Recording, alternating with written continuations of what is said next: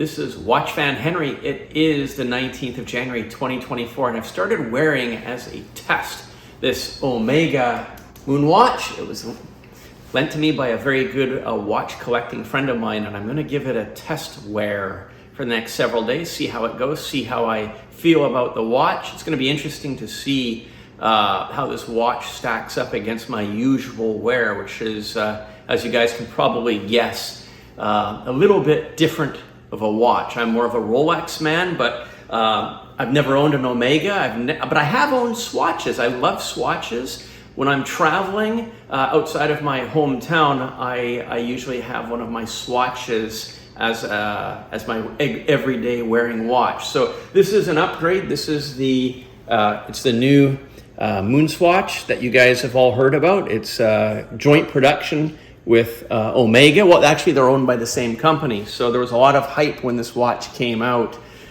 When was it? Last summer. Yeah, I think it was summer of 2023 when these series of MoonWatches came out. And of course, I heard about it back then, but I didn't give it too much thought until a good friend of mine said, "Hey, Henry, I bought this watch. You should wear it and give it a bit of a review for your viewers." So again, I'm usually more of a Rolex man, and this is a bit of it's a bit something different for me. But as I say, I just put it on literally minutes ago, and I'm going to be wearing it over the next several days and collecting my thoughts and sharing them with you guys. So here we go. It's going to be fun.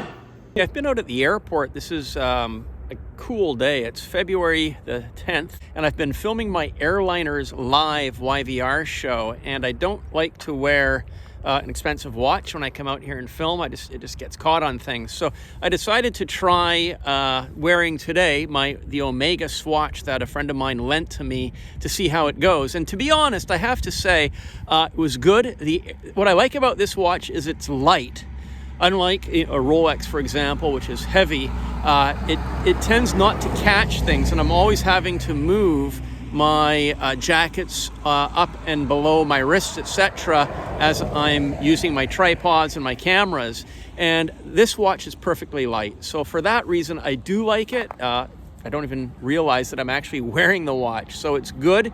And for being out here in the field, definitely I like this watch. And it's kind of like a working watch. It's like a traveling watch. When I travel, I don't wear high-end watch. I usually wear a swatch, and this watch, this Omega Swatch Speedmaster MoonWatch would certainly be a good choice to fill that bill of goods. So definitely out here in the field, out at the airport, where I've got my tripod set up and I'm doing my live streams, I'm very comfortable wearing this watch, and I'm happy with it.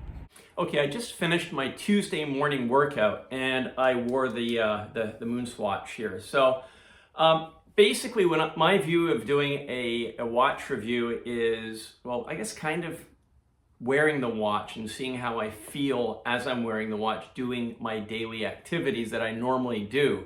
A lot of watch reviews on YouTube are focused on the minutia of the dials, the luminosity of the dial, movements of the hand, etc.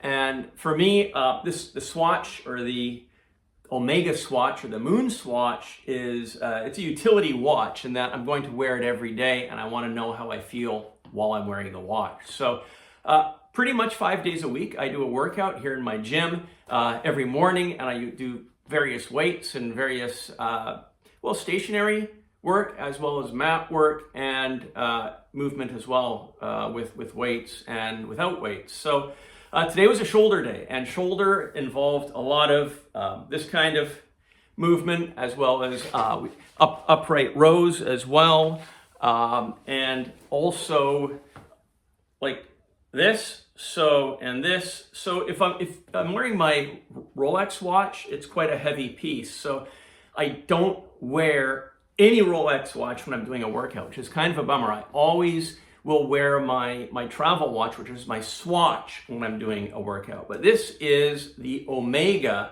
MoonSwatch. So basically the idea is to see what it's like. So obviously this watch, as you can see, this watch has timer aspects. In my particular workouts, it's mostly weight work, so I'm not doing I really don't have much need for the timer. It does work. It's there if you want it. That's good. For me, it's just a question of being able to see what time I'm at, where am I at in my workout, how much longer do I have to go, etc. Because the workout's done in the morning. My work day's starting in 15 minutes, which will be 9 a.m. Pacific time. So I really want to know where I am time-wise. That's how I use a watch. Very basic. So what I like about this watch is it's very, very light. It didn't interfere with any of my workout whatsoever. As I say, I generally will not wear a Rolex. It's just too heavy. I don't want to get it banged on weights. There's just a lot of complications that come in when you're wearing the watch because it's a heavy piece, the Rolex, and it's moving around on the wrist. This is a lighter piece. So for me, it worked perfect. I quite enjoyed it, but really it was no different than wearing my normal $75 swatch. So although this is nice to look at, it feels exactly like a swatch. For me, for a workout, that's a good thing. So I hope that helps. Well, I've now had the opportunity to wear this Omega swatch, MoonSwatch, for the past several weeks, and I've been able to formalize some opinions, comparing and contrasting the watch to my regular travel watch, which is this black face swatch, which is a similar sized watch, and of course against my Rolex Air King, which is a much heavier and of course much more costly watch. I'm able to give some opinions on the watch now that I've really gotten close and personal to the watch. If I'm going to compare to any watch, I think it really does have to be compared to a normal swatch. This is my normal travel swatch. It's just what do these cost? I guess they're about $75, $80, $90, depending on where you buy them. When I'm traveling, I don't travel with Rolex watches. I wear a very simple, basic watch like this. This is my go-to travel watch. It's waterproof, it's light, and it doesn't attract a lot of attention, and it does what I need it to do, which is to give accurate times. So this is my primary comparison piece to the MoonSwatch, and really, I have to say that they're quite similar pieces. The only difference, of course, is that the MoonSwatch has the extra timer facilities, which you can read about. Other people have reviewed those in depth. It's not something that's a sales factor for me. And that's really why I'm not the Daytona's the Rolex Daytona is a beautiful watch, but it's just not something I personally need because I don't need this level of timekeeping. But so when I first got the watch, when my friend first lent me the watch and I got it home and I had a close look at the watch, what first struck me, or I guess if you can call it a problem, is, well, the case, just like the normal swatch, is, I believe it's plastic, and this watch already had a number of scratches on it, which did catch my eye. And again, I'm just nitpicking here just to give you guys the full facts. I mean, when you buy a Rolex watch, you're getting a crystal which is going to be resistant to this level of scratching. So there's a lot of scratching on the watch. The friend of mine who lent me this watch said he found that when he wore the watch, particularly during warmer weather, he got sweaty under the wrist because of this plastic material here got warm. Now, I'm guessing it's no different than the plastic material on a regular factory issued swatch. So I've never had that issue, but he did. I didn't have this issue with this watch because it's January, February, and it's just, that wasn't an issue for me. What the other issue, I guess you could call it, is that the watch, in my opinion, is priced, I would say, high for what it is. This watch is about $300. This is $70. So what is it? It's 4 to 5 times the price of a normal swatch. And personally, for the additional Omega branding, I don't know that that's something that I would value at that level. That's personal perspective, of course. Maybe you disagree with me and you think that it is, but it's a mass-produced item, not to the same level that this watch is mass-produced, that you can buy at every airport almost, and most watch shops around the world. But this is a really reliable watch. Do you need to spend 4 times the price to get the MoonSwatch? I don't think so. Let's talk about the weights on the watch now. I'm going to show you how these 3 watches compare in terms of weight. This is my Air King. Rolex Air King. This is the MoonSwatch, and this is my everyday travel watch, also a swatch. So let's just see how the weight on these watches compare. The normal swatch is, what's that? Just about maybe 35 grams, something like that. So 35 grams.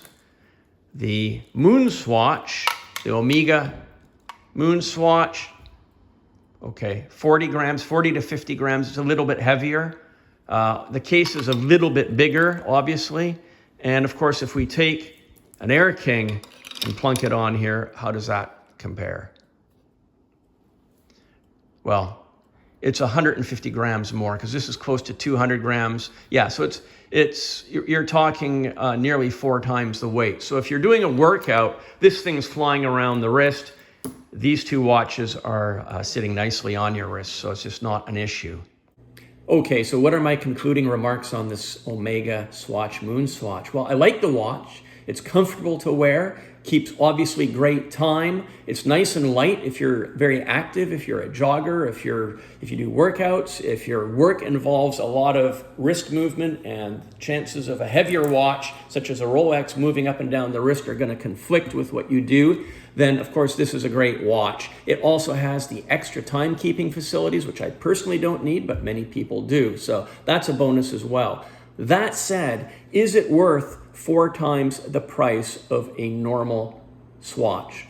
I don't think it is, because I think you can get these same timekeeping functions in a $100 or $150 swatch. So you don't need to spend an extra $150 to get the Omega branding.